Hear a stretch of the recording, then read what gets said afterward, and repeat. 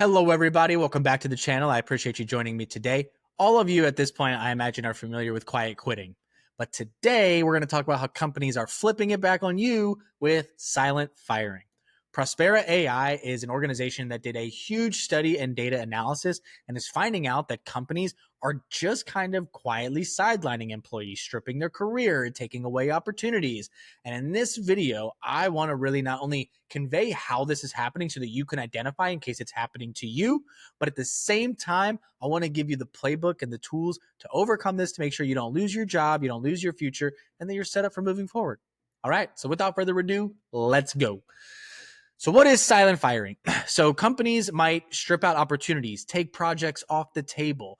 They might also try to make your life more difficult, increase metrics and KPIs to the degree that they're just not feasible to achieve, or just sideline you to the point to where you're bored and just twiddling your thumbs and are out of your mind. There's a bunch of different ways that companies are doing this, but they are doing it because they're trying to open up opportunities with AI investment, potential cheaper workforce, automation, etc.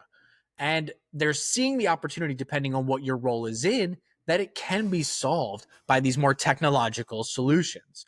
Okay. And the other reason why this is happening is because when you hear for the last 2 to 3 years about layoff after layoff after layoff, and people being upset that companies are performing these layoffs, that it's really kind of beginning to hurt PR at some point. So companies are trying to avoid laying off people in mass to the point that it's publicly reported to avoid the PR. But at the same time, they're trying to open up opportunity and investment to maximize themselves and their return and et cetera. So there's a level of selfishness, like crappiness to it, to where it's kind of a judgmental issue. But then the other side of it is because they're trying to do good as well. So I'm not necessarily saying it's good or bad, but really laying out the truth as to how it is the only way that you're going to be equipped. Okay. So companies are making it more difficult, really in the hopes that you quit and then they can do whatever they want with that job. All right. So we talked about some of the benefits there, but let's explain the financial benefit, right? Because this is what a lot of people overlook. Whether you're, not being an entrepreneur, or you've never been a business owner, you've never been a hiring manager, or you don't necessarily understand the implications. But by avoiding layoffs and firing, you get to avoid severance pay, right? Now, the downside is one of the downsides to playing this silent firing game is you don't know when it's going to happen, right? It's just a slow erosion. But that's sort of like the double-edged sword. So, like, are you willing to continue to pay this person for little to no value so that when they do get miserable and quit, that you could avoid severance and ultimately reinvest that money in a better way for cheaper, better, faster, stronger? And what they're banking on is that the cost to you is going to be your mental health, your confidence, your marketability, your future negotiation leverage. And they're right. And that's the thing. And if you don't realize that that's what silent firing or not giving you opportunities is going to do, it absolutely is. Okay. So that's actually the thing that you need to think about. Let's take a step back real quick. Ignore the trend of silent firing. If you are at a company that is not giving you work that is engaging, that's stretch worthy, meaning you're growing, that's not giving you the ability to actually achieve and make impact and results to really beef up your resume and improve your marketability, they are actively hurting your future. And whether they are silently firing you or not, if they are doing these things, GTFO, get the fuck out. Okay? You should not be there because you are hurting all of your future leverage and all of your career. Okay? This is going to kill your mobility.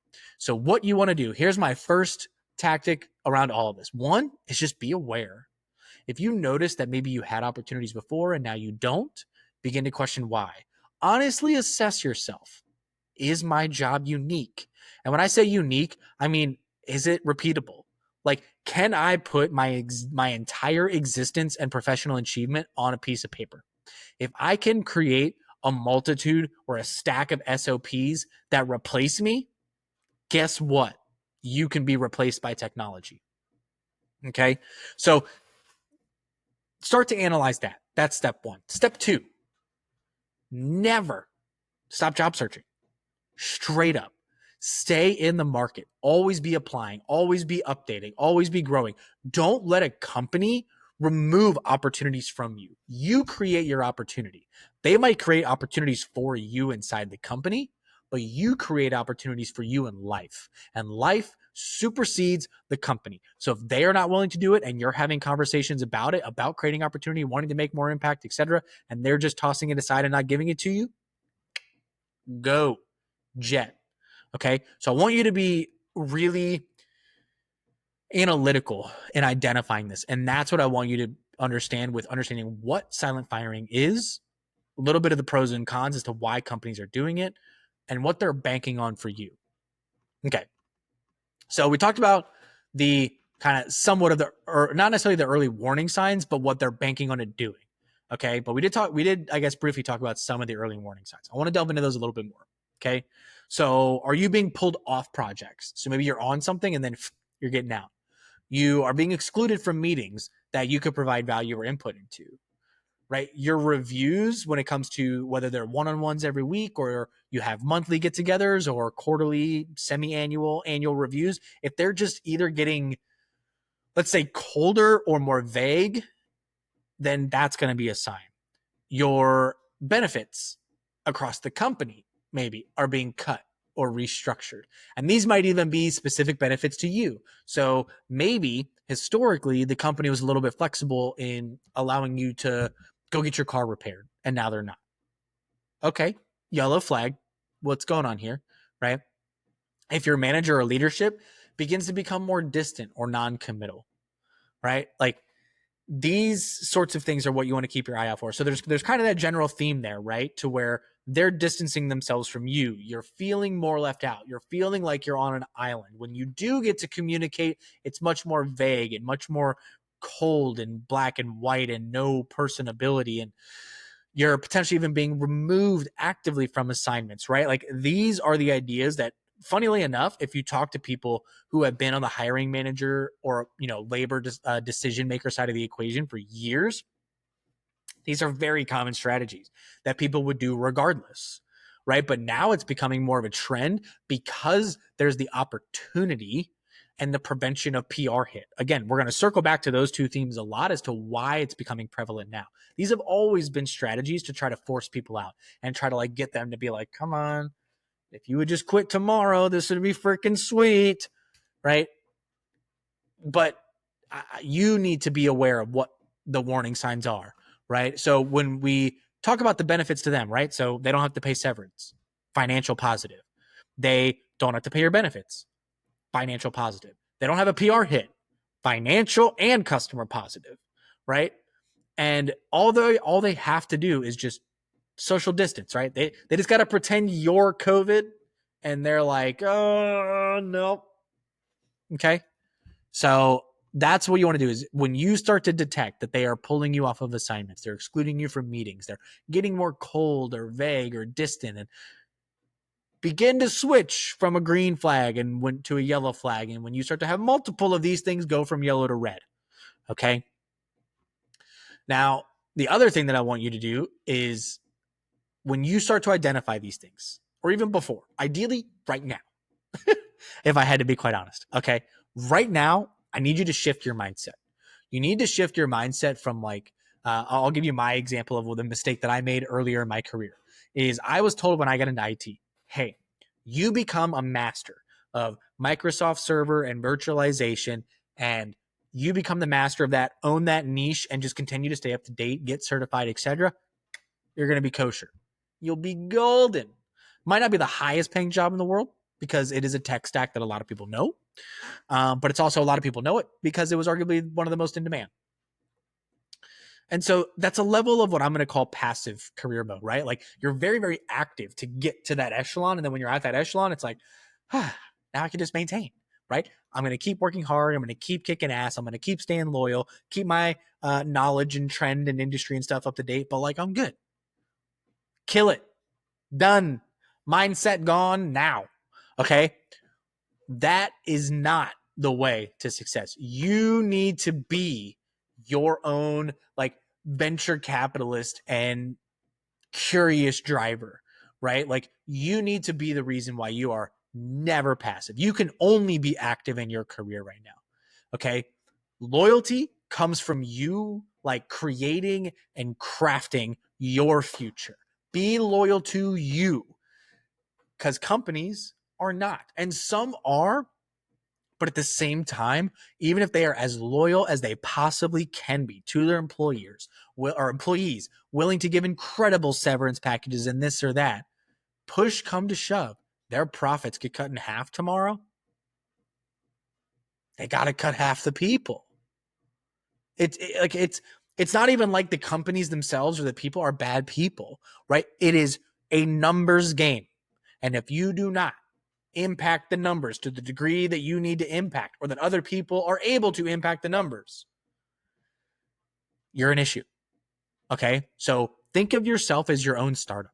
Think of yourself as your own new 401k investment and go, where is it that I'm at? Where is it that makes me expendable? Where do I need to go and how do I get there? Okay. You can no longer be passive. There is no more planning on, all right, if I just keep kicking ass and taking names for 5 years. Nope.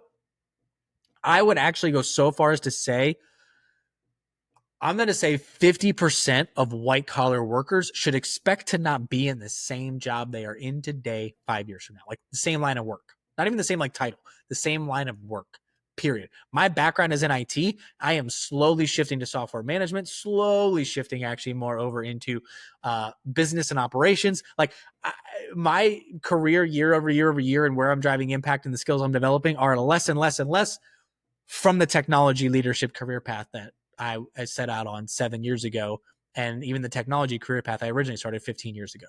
Okay. So the moral of this story is nobody's coming to save you. But guess what? That's awesome. Take advantage. Save yourself. Build that confidence. Okay. So at this point, I want to get into the playbook, but I want to recap what we are talking about here. So companies are kind of quietly pushing employees to the wayside that either are just the low to mid performers or straight up are replaceable. Okay, so you need to identify, do I fall into one of those two categories? Am I easily replaceable by technology, automation, and AI? Meaning, if I were to create, let's say you had the time today and I said you can write 150 standard operating procedures, does that account for your entire job and everything you contribute? You're replaceable then, okay? And the other one is, are you low to mid performer, right? Are there people around you that are doing better? Are you somebody who just checks boxes? Are you somebody who doesn't care to go above and beyond, right? Those are the signs. So you're the people that are being impacted that fit into those categories. Now, what are the signs of it? You're being pulled off important projects. You're being excluded from meetings. You are having interactions with your manager or leader where they are more distant. Reviews are colder. Reviews are vaguer. You're maybe non-handbook written benefits are being cut or changed or restructured or whatever it might be, right? These are going to be the signs that are going to transition a green flag to yellow or red, right? And what they're banking on is the fact that, again, it's going to hurt your mental health. It's going to hurt your confidence. It's going to hurt your resume story. It's going to hurt your LinkedIn. It's going to hurt your leverage. It's going to hurt your negotiation. It's going to hurt everything and eventually push you out. And the upside to them is no PR hit. There's no severance payout and no negative impact to the customers. Okay.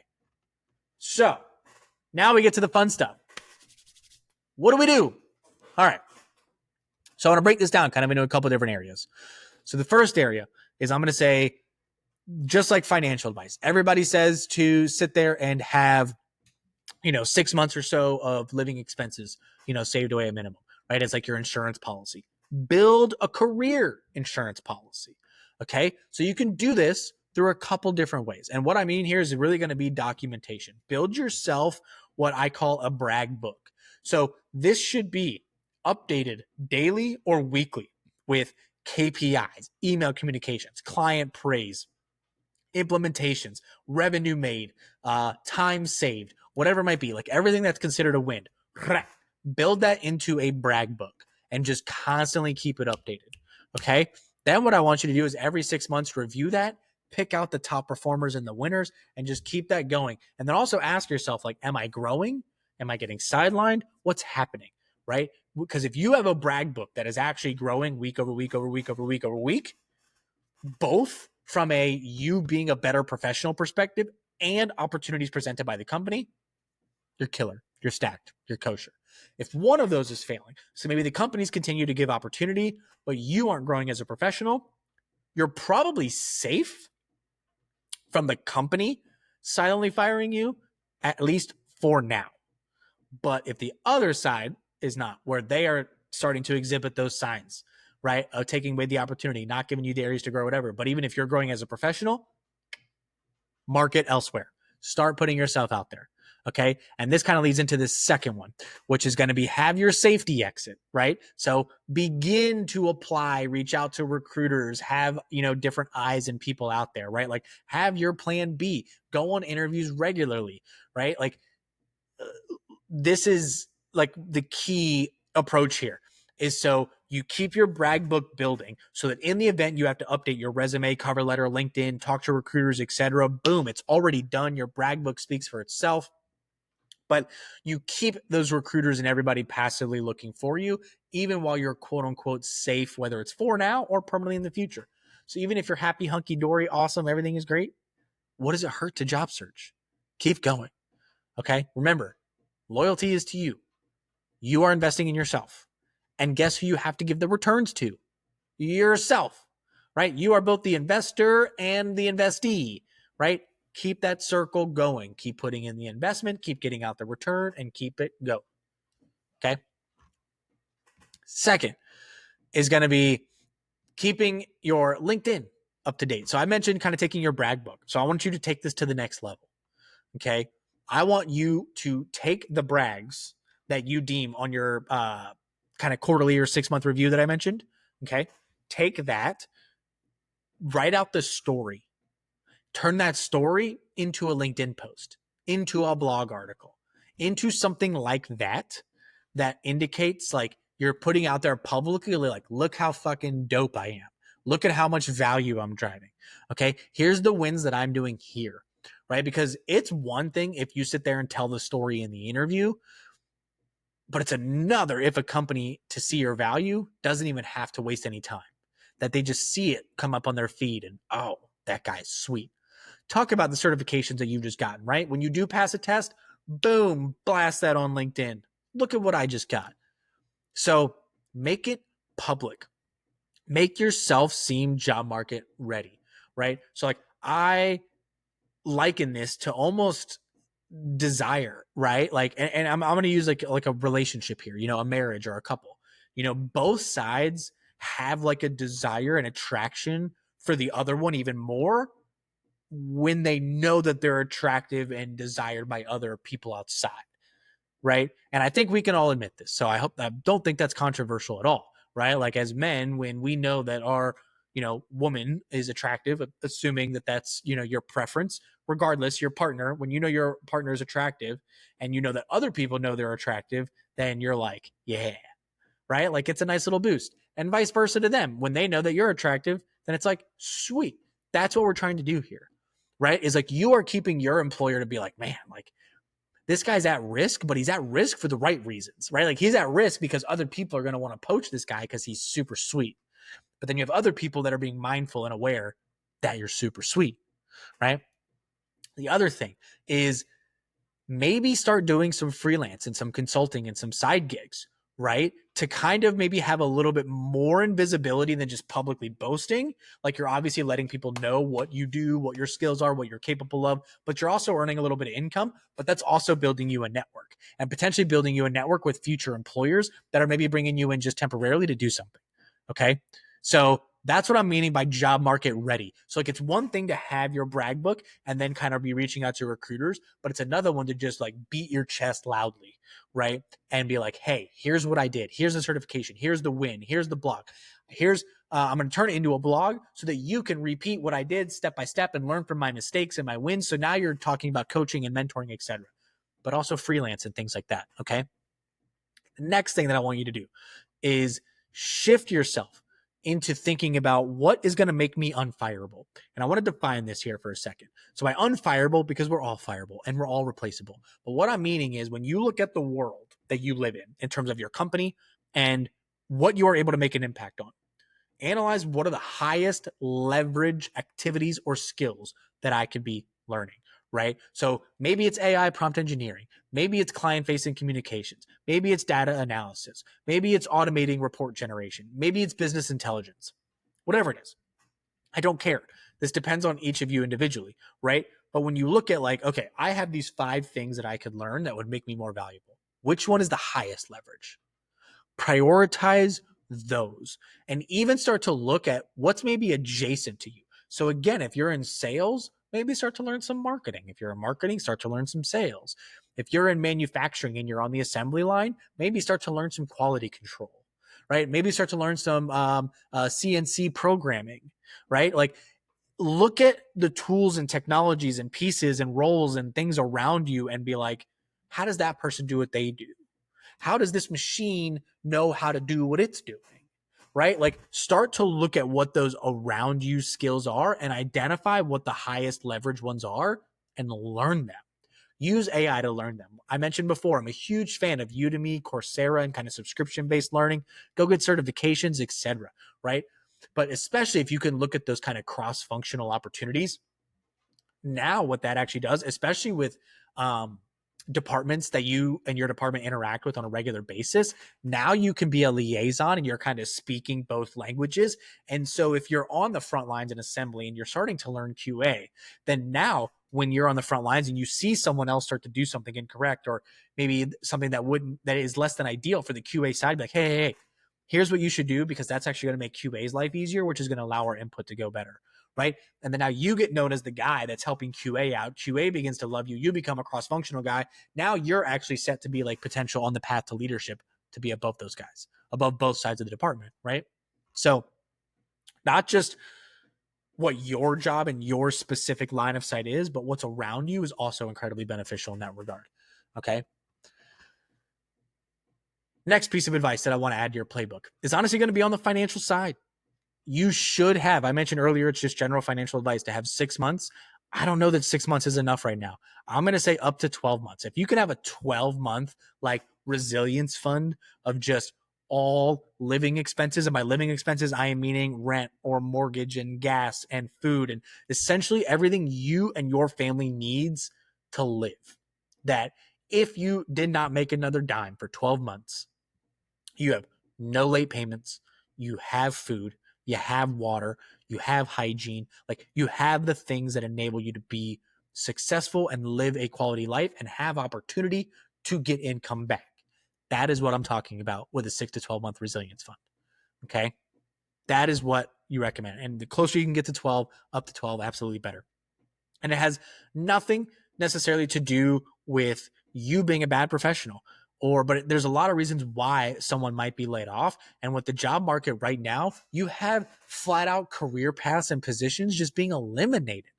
So it might take you 3 to 4 months or even longer to take a boot camp, get a certification, get a new badge or a micro credential, and be able to transition careers or learn a new skill or whatever. And so that's why I'm saying up to 12 months is it's not even like the job market is so bad it takes you 12 months. I'm a firm believer that pretty much if it takes you less than or more than 90 days to find a job, you probably have something wrong somewhere. Either your pre-hire documentation is incorrect, you are not interviewing well, you are not marketable, like something about you as a professional is not lining up with reality. I'm a firm believer of that even in this job market. There is a level of delusion somewhere. So it's not that you need 12 months to find a job. The job market is not that bad. But in the event that you need to learn something, transition, maybe you want to take a little break, whatever it might be, that's why I'm saying take the 12 months. Have up to 12 months. Okay. And then the thing is going to be to help along with this, begin to identify ways even now in your job that you can monetize your knowledge, right? Can you write some ebooks? Can you host workshops? Can you do public speaking? Can you work with universities? Can you become an adjunct professor? Can you do paid webinars, right? Can you really kind of create, can you freelance, go on Upwork or Fiverr, right? Like, can you create these small income streams? Yeah, I'm not necessarily saying create another job and a 30-hour a week side hustle, blah, blah, blah, but just something where you're like, hey, I'm going to write an ebook and put it out there and, charge $5 a pop and, whatever it is. I'm going to host a workshop, try to do one a month, and maybe that's a few $100 or, $1,000 or something like that, right? To where it's not going to be an income replacement. It's not going to take care of all your bills, but it just makes absorbing a potential negative hit better. So how can you monetize what you already do outside of your job? Okay. And now I want to talk about a couple other kind of lesser known tactics to go about this, right? Because some of those are obvious that I already talked about and some of them aren't. But what I want to talk about is when you begin to identify those signs. So maybe you're being sidelined, maybe you're being pulled off a project, maybe you're being kicked out of meetings or you're not being allowed to attend them. Face it head on. Go to your leader and be like, hey, why did this happen? I want to make impact. I want to solve problems. I want to take this company. You guys said earlier this year that this was the vision and this was the goal. I want that too. How do I do that to the best of my ability for you and the organization, right? So before you sit there and take the silent firing as a sign that you're doomed or as being hit in the face and you're not willing to get back up, no, go back and fight the fight. Use that as a sign to spark the conversation to be like, WTF, I want to kick ass and take names. Let's talk this out. Let's figure this out because I want to be here, right? Show that drive, light that fire, and let it burn. Okay. When you're looking at your for the time being right now as well, when you're looking at any expendable income that you have, okay, no matter how minuscule, even if it's $5 a week, okay, I want you to look at all expendable income and go, how much of this can I dedicate to skill building? How much can I dedicate to a learning subscription? How much could I dedicate to an online course? How much could I dedicate to a boot camp? Right. And let that build up. And in case it is a boot camp, that might be like a $3,000 thing, like, or it could be a $50 monthly subscription, whatever it is. But at this point, just as I say, never stop interviewing, always keep yourself in the job market, always keep yourself a forever student, and do that by actually having a dedicated education fund regardless. Regardless. Better yet, if your employer already offers it, super sweet. Okay. So always kind of have your own little capital investment set aside for yourself when it comes to investing in the new certs, new skills, building the external credibility, etc. Okay.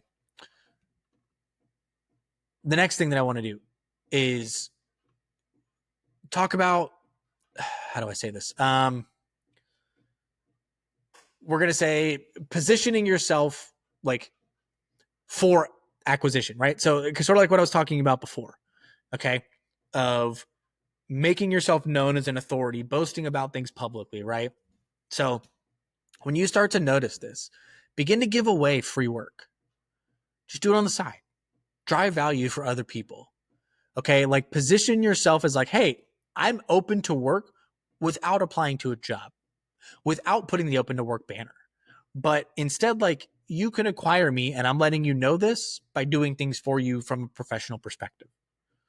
Okay, so if you notice that maybe somebody on LinkedIn is posting for like, hey, I'm looking for somebody to brainstorm this, or hey, does anybody know anybody in this particular category or with this skill set? Go ahead and DM them, reply back, right? Like, it's not like you're truly open for work, but you're open to taking advantage of opportunity, and that signals that you are open to being, like I said, acquired, to being hired, to leaving your current job, right? And so you're kind of driving value for other people and other companies to position yourself as somebody who maybe they will extend an opportunity to. Okay. So I want to recap this playbook real quick. So first thing we're going to do is you're going to build an insurance policy for your career that is going to be your brag book. And every 6 months or 3 months, audit it and pick out the best ones from it. You're going to create a safety exit by having recruiters on speed dial, having them looking for you, always going on interviews and never stopping, keeping your LinkedIn updated with your certifications, recent wins, skills, announcements, wins, etc. Begin to freelance, do some consulting, look at some side gigs, figure out the high level and high leverage skills that you could take advantage of both in your job, slightly around your job, or even cross departmentally, and create a roadmap to build them. Build up to a 12-month resilience fund. Okay. Figure out how you can monetize your knowledge right now between ebooks, workshops, paid webinars, etc. Little micro offerings. Okay. Spark up the conversation when you notice you might be being silently fired. Fight back with the conversation of, why am I being silently fired? Why am I not allowed to attend that meeting? Why did I get kicked off this project? I really want to drive home what the benefit is, or what I can benefit and drive my value. I'd appreciate to be a part of it, right? Keep yourself an education fund and never stop using it and never stop leveraging it. And lastly, continue to offer your services, not just in a freelance scenario, but maybe when you see people that are looking for somebody that might just be wanting to do a project or could give them advice or could give them ideas, hop on them, respond. Be the person being willing to give free value to signal to that person for future opportunities. Hey, I might be open for hire. Okay. So silent firing is real, but it's able to be overcome. And I want you to be able to identify it, see it, and squash it, or at the very least, protect yourself. Okay. So this isn't about fear. It's not trying to make you feel like crap. It is simply the fact that we are all subject to it. I believe I said it earlier in this video. Every single white collar employee is at the risk of this in the next 5 years, unequivocally. Okay. It doesn't mean that every position in 5 years will be AI and computer run, but it means that all of us will be a victim of some form of adaptation, evolution, and going to the next level. Okay. So with that playbook, I want you to build momentum before you need it. I don't want you to be pushed out. I want you to jump on your own terms, and I want you to be serious about taking your career to the next level. And you could do that by liking this video, subscribing to the channel, hitting the notification bell. If you have any comments or anything, leave them down below. I respond to every single one, whether it's feedback on my content or it's questions or things you want me to dive deeper on. There's also a link down below that I am building a school community where I am trying to release a masterclass or heavy hitting piece of content on a weekly basis for the next few months. But I also want to bring together all of my social media audiences because I know there's a level of overlap and none of you know each other, but all of you are career driven, high achieving people and your network is your net worth. And I want to bring you all together. So join school down below for free in the link below, and let's build a thriving community of high performing individuals. Until next time, I appreciate you joining me. And if you're looking for other content, check me out on X, Facebook, Instagram, LinkedIn, or my blogs. Thank you very much. Have a great day.